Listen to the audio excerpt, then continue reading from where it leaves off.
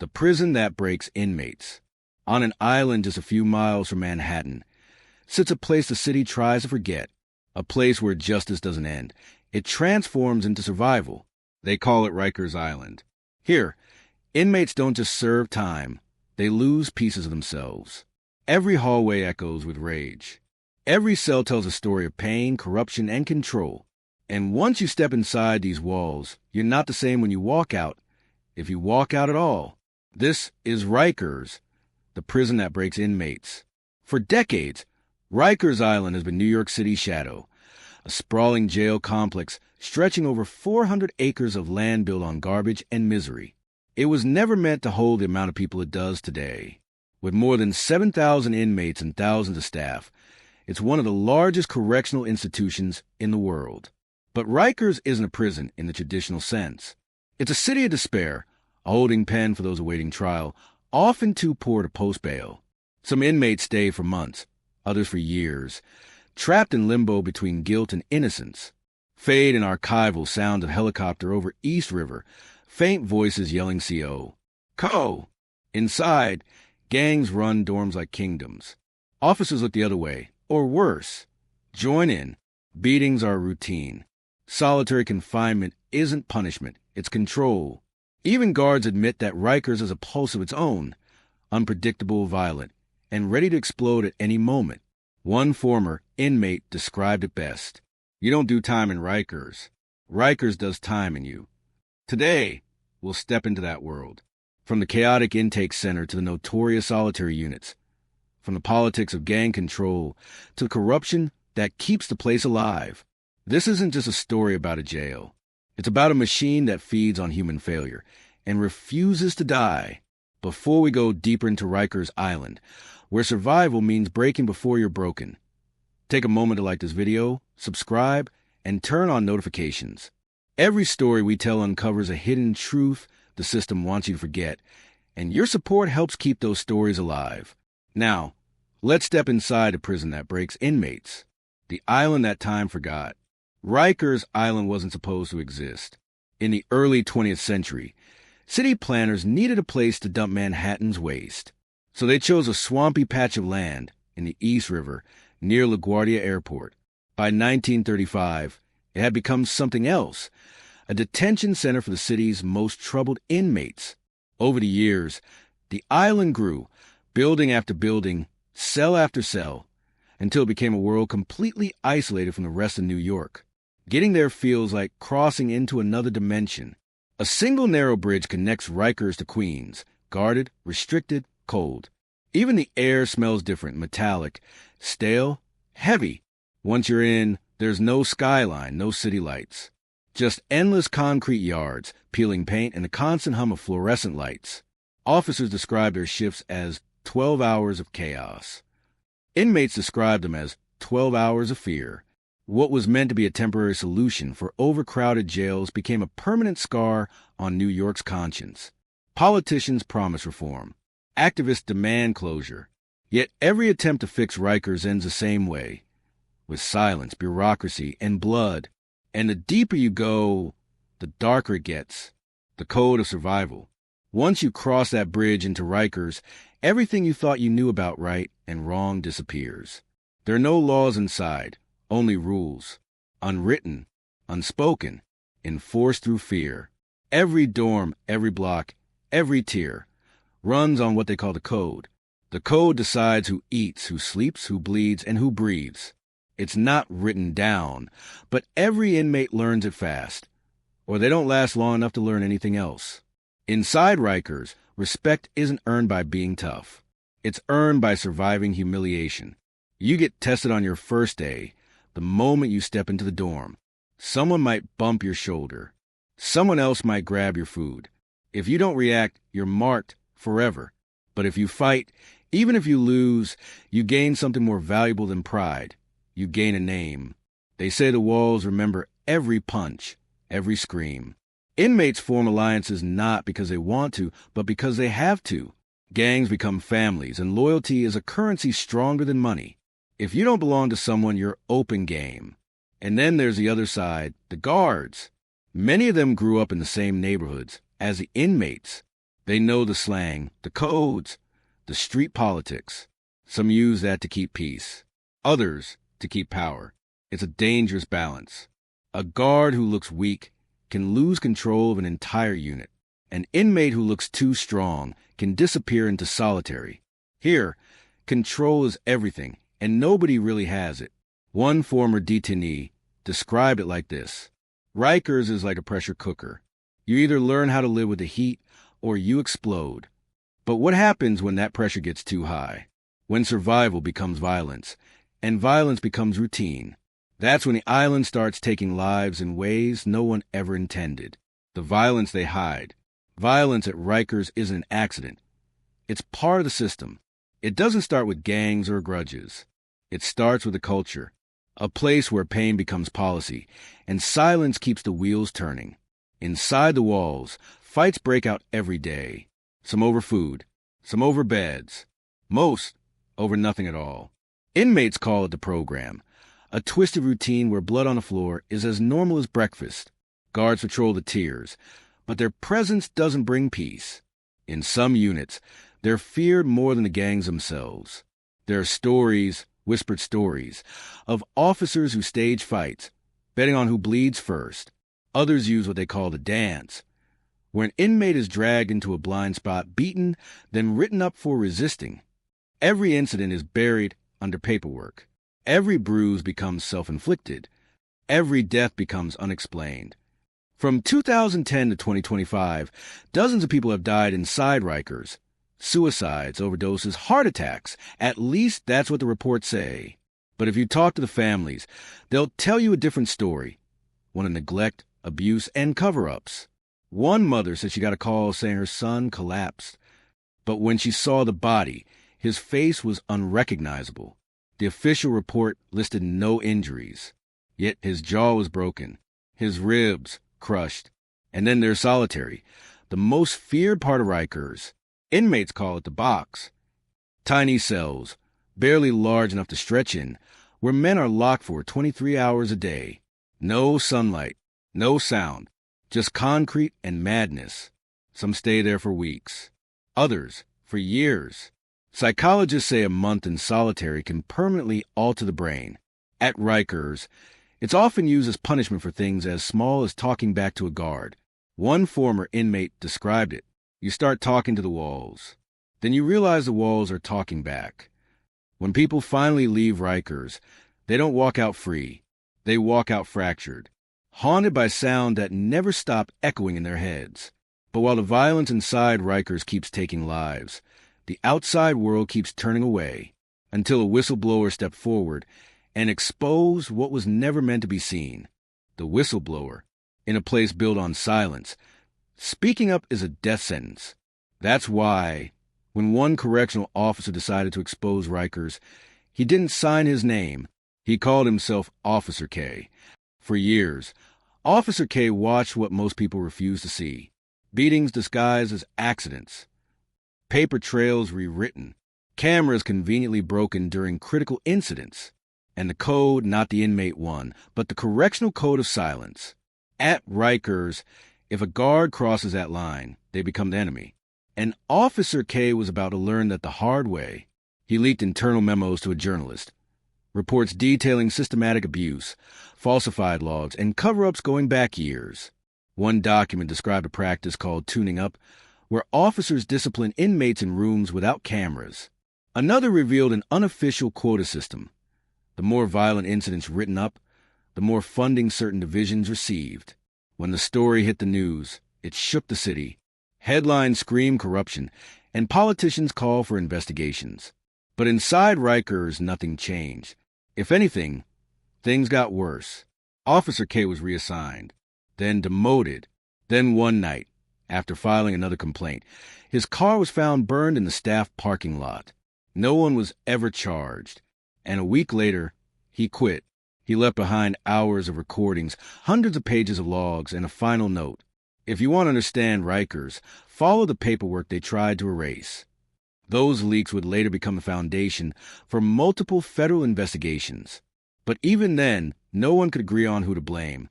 Was it the guards? The inmates? or a system so broken that everyone inside becomes part of the same machine. Rikers wasn't just violent, it was profitable.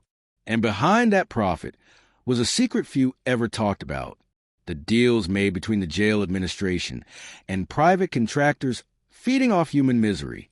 The next chapter of the story isn't about inmates or guards.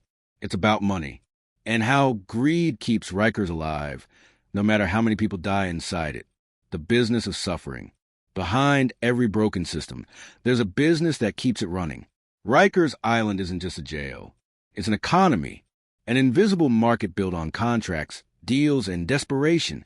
Every meal, every bed sheet, every medicine pill has a price tag, and those prices feed an empire.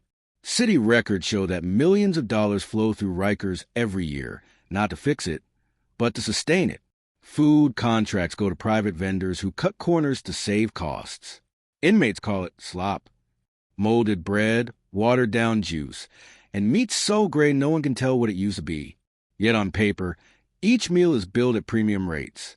A former contractor once admitted, "You could serve cardboard at Rikers and still get paid like you're feeding kings." Then there's a healthcare system, outsourced, understaffed, and often non-existent. Medications run out. Appointments vanish. Reports describe inmates dying from untreated asthma or infections that could have been cured with basic care. Every loss is a statistic. Every death. Another form filed. Another shift continued. But the real profit comes from time. The longer inmates stay, the more money the city receives in federal funding and state reimbursements. That means overcrowding isn't just a problem. It's a business model. Even phone calls are monetized. Every minute costs inmates more than $1, feeding telecom companies that pay the Department of Correction for exclusive access. The system isn't just feeding off punishment, it's designed to. And outside the island, a different group profits too: politicians. Every campaign season, reform becomes a slogan. They visit the island with cameras, shake hands, promise change. Then they leave, and the budget grows larger. Inside Rikers, inmates trade ramen packets for protection. Outside Rikers, contractors trade contract for silence. Both economies run on the same currency: control. The tragedy is, everyone's making money except the people trapped inside. But even in this endless cycle of profit and pain, there are those who fight back: lawyers, activists, and families who refuse to let the dead be forgotten. And their fight will expose something even darker, something buried deep in the island's history, a secret that dates back decades. Because Rikers wasn't just built on garbage, it was built on lies, the forgotten burials. Beneath the cracked concrete and rusted fences of Rikers Island lies a graveyard. Not a metaphor, a real one. Long before it became a jail, this island was a dumping ground for the unwanted: garbage, ash, even human remains. In the 1800s, the city used Rikers to bury the unclaimed dead, the poor, the sick, the forgotten. Records show that when construction began, crews unearthed bones. Instead of relocating them, they built over them, layer by layer, cell block by cell block. Every inmate who walks those yards today is literally standing on history and tragedy. But that wasn't the only secret buried there. When journalists obtained old city maps, they found entire sections of the island never marked on public blueprints. Old tunnels, abandoned storage areas. Rumors say some are used as holding spaces, off the books, away from oversight. One former maintenance worker recalled, "There were parts of the island where your radio wouldn't even work. No signal, no lights, just silence. We called it the dead zone." And that silence, it holds more than just the dead. Files from the 1970s show unreported incidents where inmates vanished during transfers. Their names never appeared in any official database. Their families never got a call. To the system, they simply never existed. The city brushed it off as clerical errors. But the whistleblowers, the ones who risked everything to leak the records, told a darker story. They said Rikers wasn't just a jail. It was a landfill for human lives. Once someone entered, they could disappear, physically, legally, emotionally. Even today, satellite images show patches of land fenced off with no explanation. City officials call them restricted maintenance zones. But some former staff claim those areas were sealed for a reason, to keep what's buried below from ever being found. It said that during construction of new housing units in the early 2000s, workers uncovered what appeared to be human remains. Dozens of them. The site was quietly covered up, and work resumed within days. Rikers isn't just haunted by its violence. It's built on it. Every echo in those corridors, every chill in those cells, might not just be memory. It might be something deeper, something that refuses to stay buried. Because on Rikers Island, even the dead can't escape. But for the living, the island has its own kind of purgatory, a place where punishment turns into psychological collapse, and where the human mind becomes the next victim, the breaking point. Every prison breaks people physically, but Rikers breaks them from the inside out. The cells are small, 6 by 8 feet. Concrete walls, metal bunk, a toilet bolted to the corner. The air is heavy. The lights never fully go out. For days, weeks, even months, men are trapped inside these boxes with nothing but their thoughts, and those thoughts turn dangerous. Mental health at Rikers isn't just neglected, it's weaponized. Over 40% of detainees have a diagnosed mental illness, and many of them end up in solitary for their own safety. But isolation doesn't heal the mind, it crushes it. They call it the breaking point. It's the moment when a man stops being angry and starts to unravel, when the noise fades and even fear becomes silence. Some scream just to remind themselves they're still alive. Others go quiet forever. In 2022 alone, a record number of inmates took their own lives inside Rikers. One hung himself with a bedsheet tied to the vent. Another slashed his wrists in a shower stall where the cameras had been malfunctioning.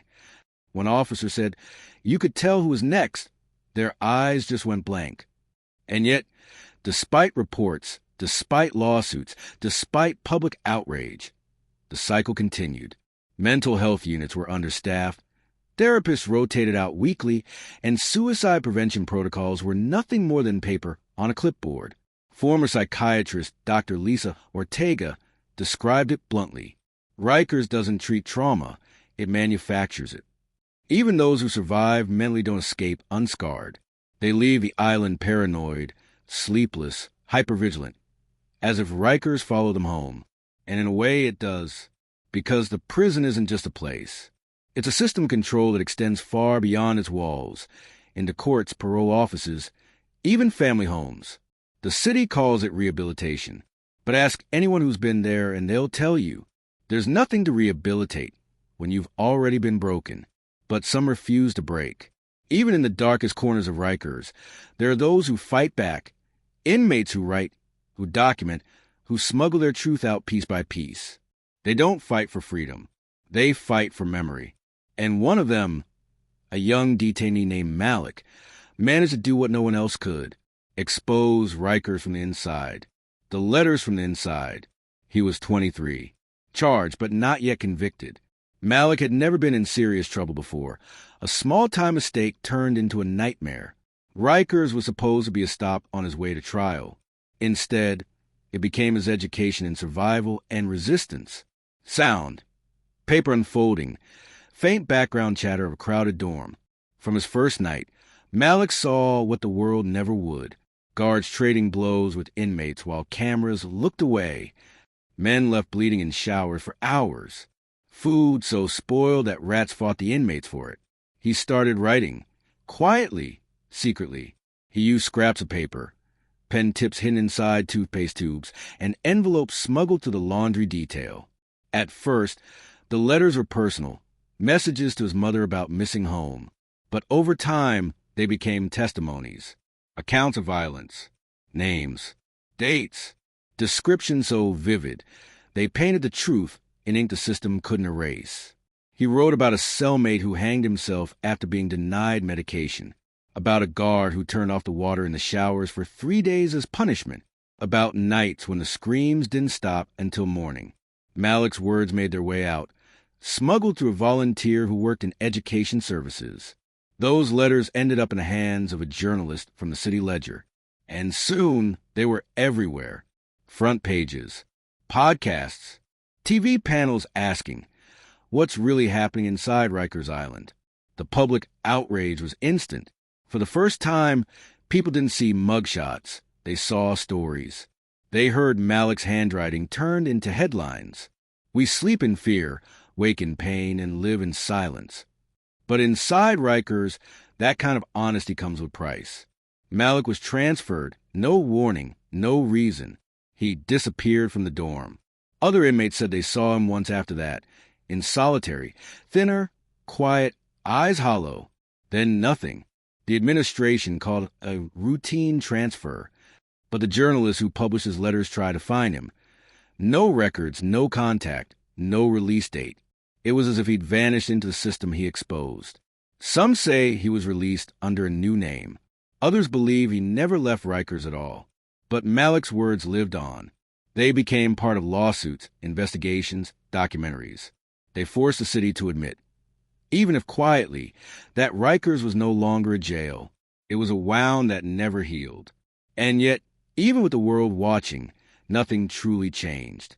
Because every time one story fades, another begins in the same cell. Rikers isn't just a place. It's a pattern. And patterns don't die easily. The failed promises of reform. After Malik's letters went public, the city had no choice but to respond. Headlines called Rikers a humanitarian crisis, and lawmakers rushed to microphones with promises that sounded rehearsed but hopeful. They spoke of reform. They spoke of closure. They spoke of a new era in justice. But words are cheap, especially in New York politics. Because while the mayor's office vowed to shut Rikers down by 2027, construction plans told a different story. New facilities were approved, contracts signed, budgets expanded. It wasn't a closure plan. It was a rebranding. They renamed units, shifted staff, painted over walls. But the violence, the corruption, the despair, it all stayed the same, buried under new slogans like humane confinement and therapeutic justice. Activists marched across the bridge, holding banners for those who never made it out. Families of victims stood outside City Hall, holding photos of sons and daughters who died waiting for trial. Their message was simple: no more Rikers. But every year, funding increased, oversight weakened, and the island's population quietly grew. Inside, inmates noticed the irony. New posters appeared on the walls saying, "Reform starts here." But the food stayed the same. The beatings stayed the same. The solitary cells, still full. In 2024, a city report declared Rikers impossible to reform. Too violent, too isolated, too corrupt. The recommendation was clear: close it. Yet, the same year, millions more were allocated for repairs and maintenance. Politicians argued that closure would take time. Advocates called it what it was: stalling. One former city official admitted off camera. Every administration wants to be the one to promise Rikers will close. None of them want to be the one to actually do it. Meanwhile, new inmates kept coming. People arrested for sleeping on trains, for unpaid tickets, for standing in the wrong place at the wrong time. They entered the same processing units Malik once described. Stripped, searched, cataloged, forgotten. Reform didn't end the suffering. It just gave it a new name. And so, the system continued. Cleaner press releases, same bloodstains underneath. Because the truth is, Rikers doesn't need more reform. It needs accountability. But in a city built on politics and profit, accountability is the one thing nobody can afford. Still, there are whispers, a movement building in the shadows. Not politicians or lawyers, but the people who lived it. Ex-inmates, guards, families, journalists. They've seen what Rikers really is. And they're done watching from the outside. They call themselves a bridge. And they have one goal: to make sure no one ever crosses that island again. Rikers Island isn't just a jail. It's a mirror, a reflection of everything society refuses to fix. The violence, the neglect, the silence, they're not accidents. They're symptoms of a system designed to punish the powerless and protect the broken machinery that keeps it alive. Every year, politicians promise that Rikers will shut down. Every year, another man dies waiting for his day in court. And somewhere inside those walls, another young inmate like Malik picks up a pen, try and be heard before the system erases his name. One day, the bridge to Rikers will close for good. But until then, the island remains a monument to everything wrong with justice in America. A place built on garbage, fed by greed, and haunted by the lives it devours. If you believe this story needs to be told, don't let it disappear like the men who lived it. Like, share and subscribe to keep these voices alive. Because the truth doesn't live in silence. It lives in stories like this one.